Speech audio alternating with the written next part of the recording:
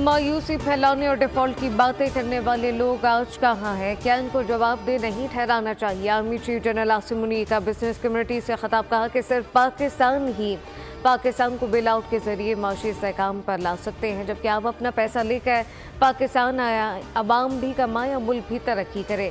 कोई चीज़ बशमूल सियासत मुल्क से मुकद्दम नहीं, पाकिस्तान के अलावा हमारी कोई शनाख्त नहीं। हम सबको ज़ाती मफाद पर पाकिस्तान को तरजीह देनी चाहिए। पाकिस्तान के रोशन और मुस्तहकम मुस्तकबिल पर कामिल यकीन है। 1 साल पहले छाए हुए मायूसी के बादल आज छट चुके।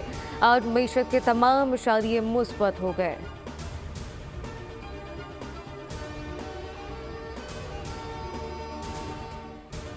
बानी पीटीआई के रावलपिंडी थाना न्यू टाउन में दर्ज मुकदमे में गिरफ्तारी डाल दी गई। बानी पीटीआई के खिलाफ मुकदमा जलाओ, घेराव, पुलिस से मुज़ाहमत, इमला को नुकसान पहुंचाने समेत दीगर दफात दर्ज।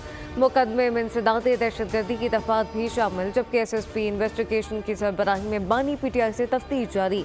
बानी पीटीआई को आज जिस्मानी रिमांड के लिए अदालत में पेश किया जाएगा। भारत के अरबपति गौतम अडानी पर अमेरिका में फर्द जुर्म आयद। एक मुबैना स्कीम के तहत $250 मिलियन से ज़ायद की रिश्वत देने और इस स्कीम को अमरीकी सरमाकारों से छुपाने पर फर्द जुर्म आयद की गई। शमसी तवानाई की फराहमी के मुआहदों को हासिल करने के लिए भारतीय सरकारी एहलकारों को रिश्वत देने पर इत्तफाक किया, जिससे $2 अरब का मुनाफा मुतवक्के था।